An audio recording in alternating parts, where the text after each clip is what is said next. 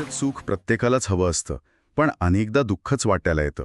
जन्म, म्हातारपण, आजारपण ह्या सगळ्या चक्रातून जाताना दुःखापासून कायमची सुटका कशी मिळवायची, हा एक खूप मूलभूत प्रश्न आहे, नाही का? आज आपण याच प्रश्नाच्या मुळाशी जाणार आहोत. आपल्याकडे भगवान बुद्धांच्या पहिल्या प्रवचनावर आधारित काही माहिती आहे. त्यांनी सारनाथ इथे मानवी जीवनातील दुःखाचं स्वरूप आणि त्यातून बाहेर पडण्याचा मार्ग सांगितला. याला 4 आर्य सत्य आणि अष्टांगिक मार्ग म्हणून ओळखलं जातं. चला तर मग हे सगळं उलगडून बघूया. हो, आणि ही शिकवण म्हणजे केवळ एक तात्विक विचार नाहीये, ती दुःख समजून घेण्याची आणि त्यावर मात करण्याची एक एक प्रकारे वैज्ञानिक पद्धत आहे.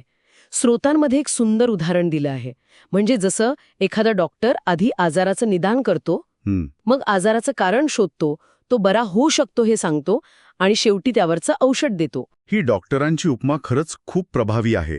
म्हणजे गंभीर विषय एकदम सोपा वाटतो. तर पहिलं सत्य आहे दुःख. जगात दुःख आहे हे वास्तव स्वीकारणं, ही पहिली पायरी. बरोबर. जन्म, व्याधी, म्हातारपण, मृत्यू हे दुःखाची अगदी स्पष्ट रूप आहेत. पण इतकंच नाही. म्हणजे आपल्या आवडत्या गोष्टींपासून दूर जावं लागणं. हो, किंवा नावडत्या गोष्टींचा सामना करावा लागणं हे सुद्धा दुःखच आहे. पण हे ऐकल्यावर असं वाटू शकतं की हा विचार खूप निराशावादी आहे. म्हणजे जगात फक्त दुःखच दुःख आहे असं म्हणण्यासारखं नाही का? नाही, खूप चांगला मुद्दा आहे हा. पण हे सत्य निराशावादी नाही, तर वास्तववादी आहे. अस्तित्व हे दुःखापासून वेगळे करता येत नाही, असे यात म्हटलं आहे. अच्छा. म्हणजे एकदा आपण हे वास्तव स्वीकारलं की मग त्यावर उपाय शोधण्याची प्रक्रिया सुरू होते. म्हणजे आजार आहे हे मान्य केल्याशिवाय उपचार सुरू होऊच शकत नाहीत. अगदी. आणि इथेच गोष्ट रंजक होते. दुसरं सत्य दुःखाचं कारण सांगतं. दुःख समुदाय. म्हणजे जर दुःख आहे तर त्याला काहीतरी कारण असणारच. एकदम. बुद्धांच्या मते याचं मूळ कारण आहे तृष्णा. तृष्णा म्हणजे इच्छा. बरोबर. पण इच्छा असणं तर साहजिक आहे ना. हो, पण इथेच खरी गंमत आहे. तृष्णा या शब्दाचा अर्थ केवळ इच्छा असा नाहीये. ही एक प्रकारची आसक्ती किंवा अधिक मिळवण्याची न संपणारी ओढ आहे. हीच आसक्ती आणि अज्ञान माणसाला त्या दुःखाच्या चक्रात अडकवून ठेवतं. हेच ते डॉक्टरांनी केलेलं आजाराच्या कारणाचं अचूक निदान आहे. मग आता या सगळ्याचा अर्थ काय?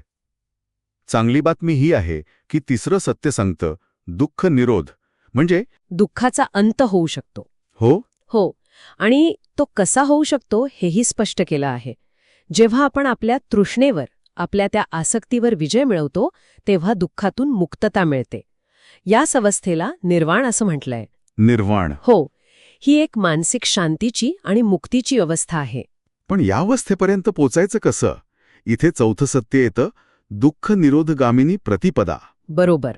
म्हणजेच दुःखातून मुक्त होण्याचा एक निश्चित मार्ग आहे. हो, या मार्गालाच अष्टांगिक मार्ग असं म्हणतात. आणि हा एक मध्यम मार्ग आहे. मध्यम मार्ग. हो, म्हणजे जीवनाचा टोकाचा त्याग करून स्वतःला त्रास देणंही नाही आणि अतिविलासी जीवन जगणंही नाही. हा एक संतुलित आणि व्यावहारिक मार्ग आहे. हेच ते डॉक्टरांनी दिलेलं औषध. चला तर मग या अष्टांगिक मार्गातील 8 अंगे कोणती आहेत ते थोडक्यात पाहूया. याची सुरुवात सम्यक दृष्टीने होते, बरोबर? बरोबर. हा मार्ग 8 पायऱ्यांमध्ये विभागलेला आहे. पहिलं, सम्यक दृष्टी, म्हणजे सत्य काय आणि असत्य काय यातला फरक समजून घेण्याची विवेकबुद्धी. दुसरं, सम्यक संकल्प, मनात वाईट विचार न आणता चांगले करण्याचा निश्चय करणे. आणि तिसरं, सम्यक वाचा, म्हणजे नेहमी खरं, गोड आणि दुसऱ्याला न दुखावणारं बोलणं. म्हणजे हे 3 घटक आपले विचार आणि बोलण्याशी संबंधित आहेत. पुढचे घटक आपल्या कृती आणि जगण्याबद्दल सांगतात असं म्हणता येईल का? हो. चौथा आहे सम्यक कर्मांत, अहिंसेचं पालन करणे आणि आपलं आचरण शुद्ध ठेवणं. आणि 5वा, सम्यक आजीविका, म्हणजे आपलं पोट भरण्यासाठी असा मार्ग निवडणं ज्यामुळे इतरांना कोणताही त्रास होणार नाही. आणि शेवटचे 3 घटक ते पूर्णपणे मानसिक सरावावर केंद्रित आहेत. अगदी बरोबर. 6वा आहे सम्यक व्यायाम, मनातले नकारात्मक विचार काढून टाकण्यासाठी सातत्याने प्रयत्न करणं. 7वा, सम्यक स्मृती, आपल्या शरीरात आणि मनात काय घडत आहे याबद्दल पूर्णपणे जागरूक राहणं. यालाच आजच्या काळात माइंडफुलनेस म्हणतात ना? हो, तोच हा प्रकार आहे. आणि शेवटचा 8वा, सम्यक समाधी, शेवटी मनाला एकाग्र करून परम शांती मिळवणं.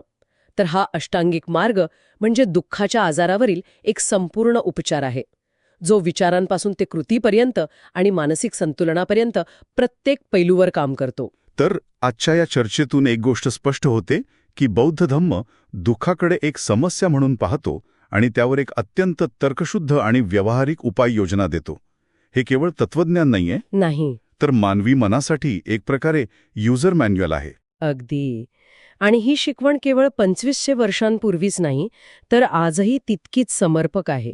यातील तत्वे जसे की नीतिमत्तेने उदरनिर्वाह करणे, जागरूक राहणे, माइंडफुलनेस. हो, आणि मनातील नकारात्मक विचार दूर करणे, ही आजच्या धावपळीच्या जीवनात मानसिक शांती आणि संतुलन मिळवण्यासाठी अत्यंत उपयोगी ठरू शकतात.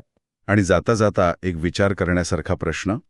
दुःखाचं एक कारण तृष्णा सांगितलं आहे, पण सोबत अज्ञान हा शब्दही वापरला आहे.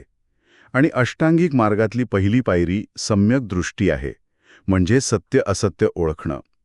तर आजच्या माहितीच्या महापुरात, जिथे प्रत्येक क्षणी आपल्यावर नवनवीन विचार आढळत असतात, तिथे आपल्या आयुष्यातील दुःखाचं खरं कारण केवळ अधिक मिळवण्याची ओढ आहे, की खोटी माहिती किंवा चुकीच्या गोष्टींवर ठेवलेला विश्वास हे आहे. यावर खरंच विचार करायला हवा.